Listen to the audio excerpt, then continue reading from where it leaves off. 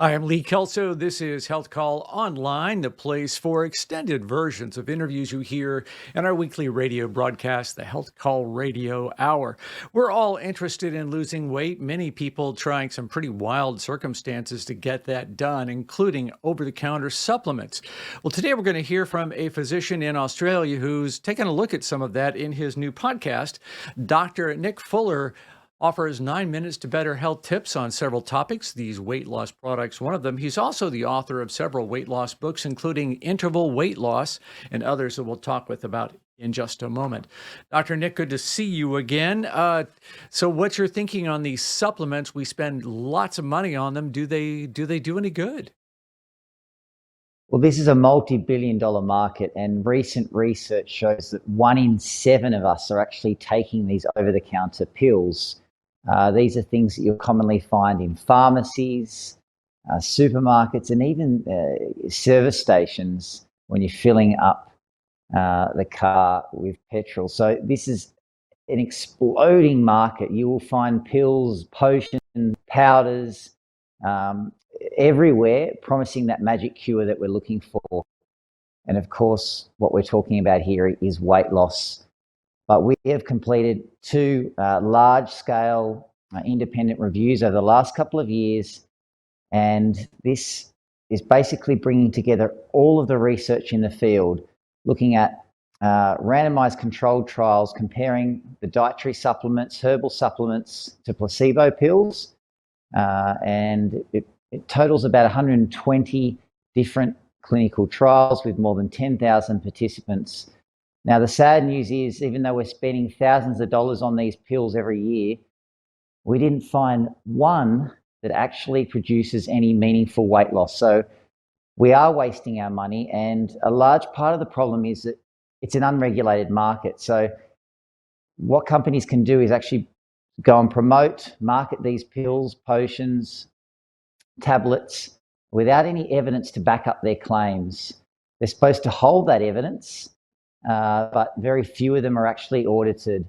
So you can't believe what you see on the jar, on the bottle, because it's unlikely to give you any weight loss that's meaningful.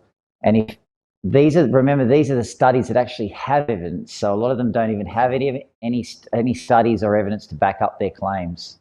Yeah, I guess I'm not surprised by that, but at the same time, the claims are often so bold. Now, let's split this into two different categories. You said there's herbal and nutritional supplements. What's the difference between those? Look, there's not a great deal of difference. I guess for the listeners, um, the most important thing to remember is that these are plant extracts or extracts that you see or marketed on the shelves as a dietary supplement. Okay, so basically they're supposed to be natural medicines, being plant extracts or a combination of different ingredients from plants. They're put together into a pill, and then they're marketed as that sort of magic bullet for weight loss. So it can be everything from a fiber supplement to a vitamin or a herbal plant product. So it's pretty widespread when we're talking about herbal and dietary supplements. But most important is to remember is that these are over the counter, so you don't need a script to go and buy them. You can walk into that shop, you can walk into that pharmacy, and you can buy them over the counter. And these are the ones that we are seeing on basically every corner when we walk down the main street. They are everywhere. They're in our face everywhere we go, and we see these bold marketing claims. Yeah. Yeah, we sure do. We see that here in the States as well. But you're not saying that plants don't have medicinal properties, right? I mean, we know, for example, that curcumin helps fight inflammation, or there's evidence resveratrol has some benefits in our cardiac system. So you're not denying the power of plants just as it comes to weight loss. Exactly, Lee. You make a really good point. Plants have been around for a long time. For thousands, tens of thousands of years, we've been using these products. What we're saying and what we're looking at is whether they're effective for weight loss. I work at Australia's largest weight management service here in Royal Prince Alfred Hospital, University of Sydney in Australia, and we have trialled and tested all of these different products, brought all the evidence together, and we've found that the over-the-counter pills that are being sold for weight loss don't actually do what they say on the labels. So you are not going to get, I guess, that weight loss that you're looking for. We're only referring to weight management and weight loss when we're talking about natural medicines in this case. Now, on the other hand, we are now in an era of new prescription medications for weight loss. These are medications that started out typically as diabetes drugs, and then we discovered there was some weight loss potential. Some of the brand names in the United States are Trulicity, Wegovy, and others. I'm sure you're familiar with them. These do work, do they not? Do you have any experience with them? This is quite amazing. We haven't had anything on the market really for the last decade. If anything, some of the obesity drugs that we were using were pulled from the market due to safety concerns. So for the first time in a decade or more, we're starting to see pharmaceutical drugs that have been proven to work. Now, what I'm saying is that they're going to give you a very potent weight loss. They're going to give you anywhere between 10 and 20% of weight loss over the course of the year. But like all pharmaceutical drugs, they work when we're taking them. They work at the time or the duration of treatment, but when we come off them, we are unfortunately seeing that people are putting the weight back on. And the studies that are being published now, where they're following up these patients that have come off this new class, new wave of anti-obesity or obesity drugs, pharmaceutical drugs, people are putting the weight back on. So you will achieve a large weight loss while you're on them, but you need to remember that one of the biggest reasons why we put that weight back on is because we have this biological imperative to regain weight. And something left over from our time as hunter-gatherers, food wasn't available on every corner of every block. Our body learnt to shut down and hold on to its fat stores. So when you go into starvation mode or when you lose weight, our body does all it can to put the weight back on. Now, how these pharmaceutical drugs are working, and these are drugs that you need a script for from your doctor. They're basically acting as appetite suppressants. So the ones you mentioned are GLP-1 agonists, which means they're producing more of this appetite or gut hormone, making you feel full. So you start to eat, you've taken the drug, and you start to feel full, so you eat less food. And over time, you lose weight. But again, it's working while people are on drug. Yeah, and these are, in some cases, daily injections. Some people don't care about that. I think the biggest objection point for many customers so far, I've heard, is the cost. Typically, insurance is not covering these unless you meet some very strict diabetes guidelines. And then the cost, once you're off in the United States anyway, is running between, $1,000, $1,300, $1,600 a month. It's incredible. So to your point about weight loss, I know you have been a proponent of something called interval weight loss. Give us the big picture on that, and let's talk about how that fits into this whole picture of maybe using medications to get started.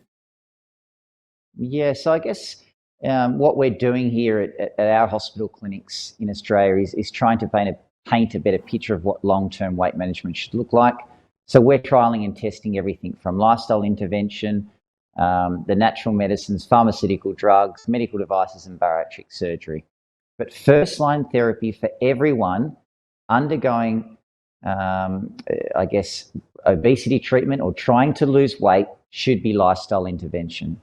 But unfortunately, most of us are failing on lifestyle intervention or our diet attempts because we're buying into celebrity programs, social media sensations that are pushing products onto their large followings. We're not getting the right information. We're not following evidence-based care.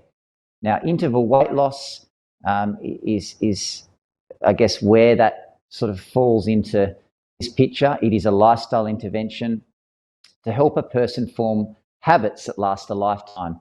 But most importantly, I touched on this briefly before, the real reason why we're failing on our diets is that our body will fight the weight loss. our body goes into shutdown mode. The minute you start losing a couple of kilos, your metabolism will lower, your appetite hormones will change, telling you to eat more.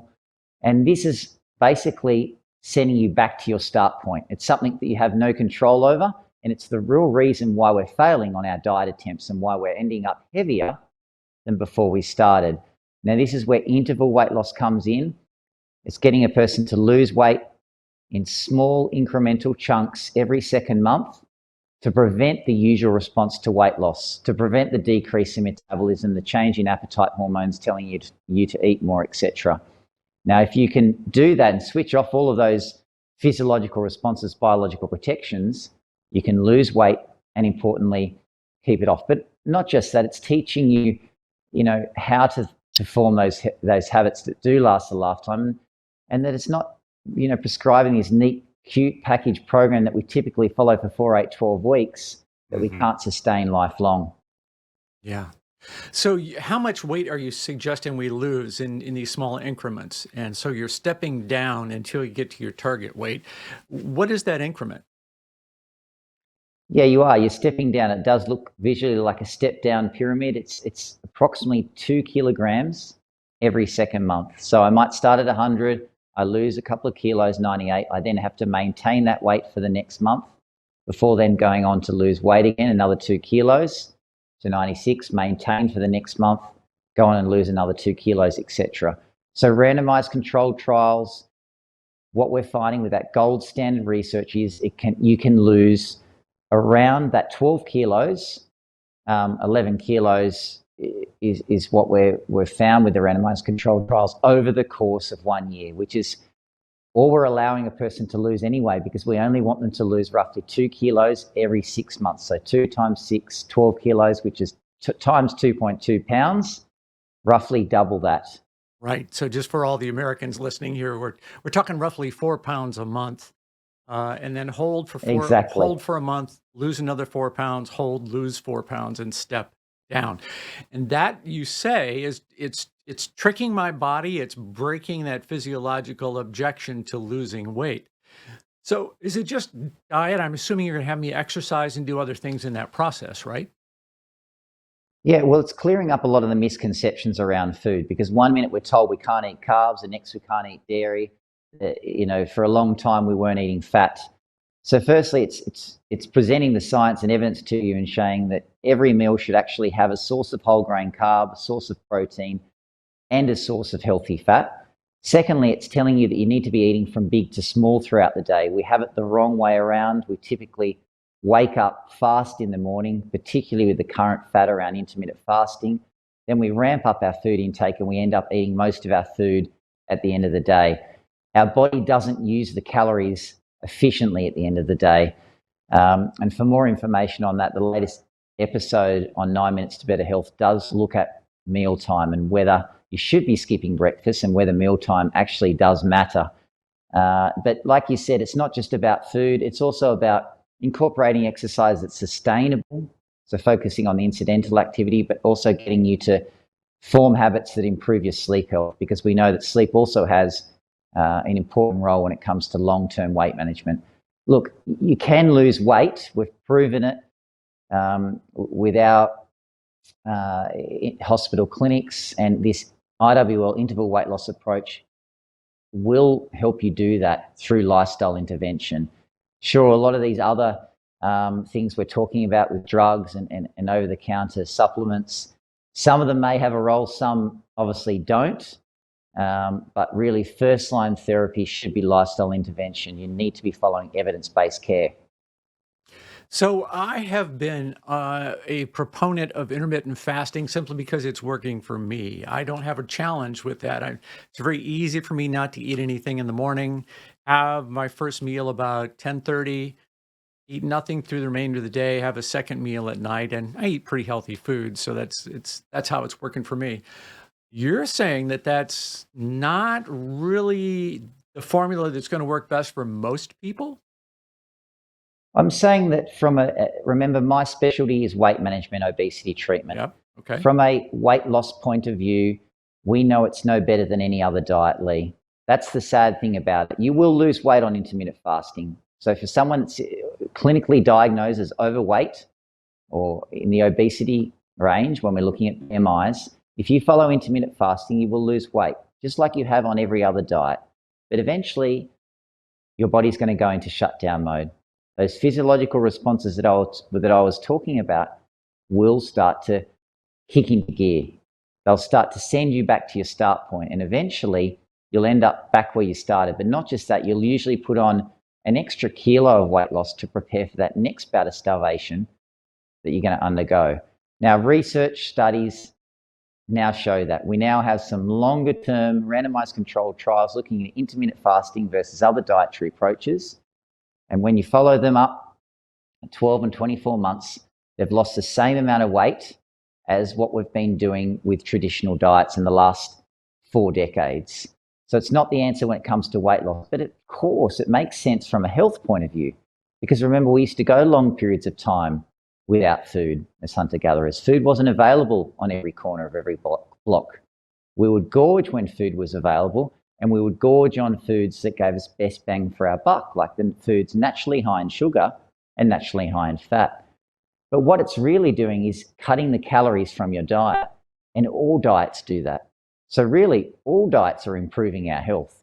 What we're not addressing and what we're not achieving is that long-term weight loss, because we're seeing that short term, and we're seeing that U or V-shaped response, and we're going back to our start point. And this is where interval weight loss comes into play, and this is why it's very important to focus on the long term, not the 6 or 12 months. That's actually the 2, 3, 4, 5 years down the track. Yeah, I get that. You wrote a book called Interval Weight Loss for Women. What is there about women 40 plus, 50 plus? What makes their challenge so difficult? Well, they do undergo challenges and are presented with challenges that us men, don't have to worry about. And specifically, what I'm talking about here is menopause. There are hormonal changes taking place within the person's body at this stage of life, making it a little bit harder to lose weight, to keep it off, or to manage their weight. But the real thing that's going on at this point in life is that we're failing to address or prioritize our health. And that's, again, where I guess taking accountability for our actions is so important. Often we put up our hand and we'll find some sort of identity excuse. What we're saying in this instance is, look, you're presented with challenges at this point in life. There's no doubt about that.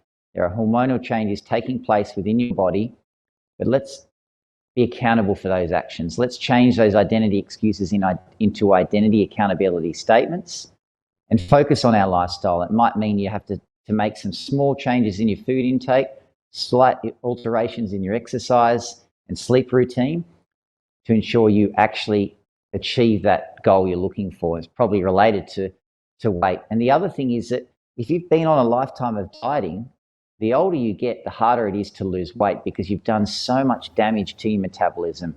So not only is your metabolism slowing with age because your muscle mass is going down, and that's for both men and women, but then secondly, if you've been on this lifetime of yo-yo dieting, you further damage your metabolism because every bout of starvation, every bout of dieting you go on actually lowers your metabolism, and it doesn't restore back to where it was before you started that diet. Oh man, I think you've pushed a lot of buttons here today. One of them I want to re-explore a little bit is sleep. You've mentioned that a couple of times. I know that during the sleep cycle, that's when a man's body releases the most testosterone, which is associated with weight control.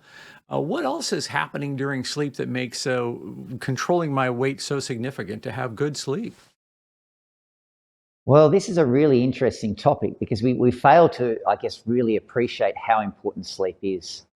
And when it comes down to it, sleep deprivation actually results in poor lifestyle choices.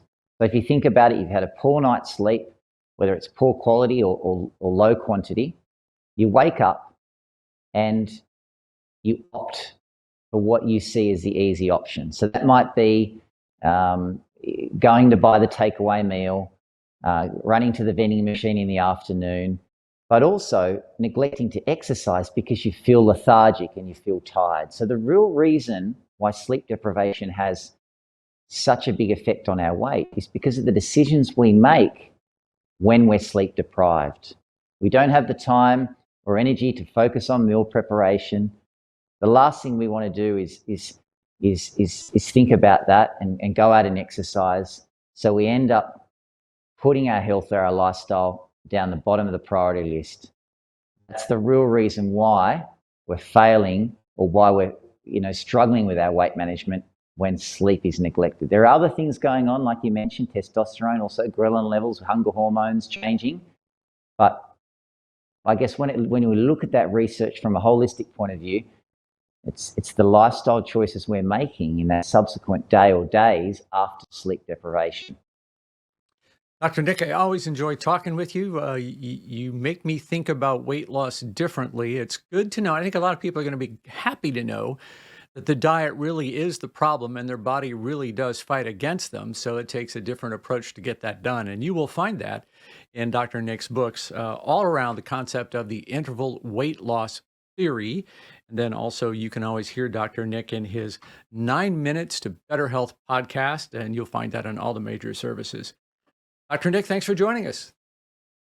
Thanks again, Lee. Always good to talk to you.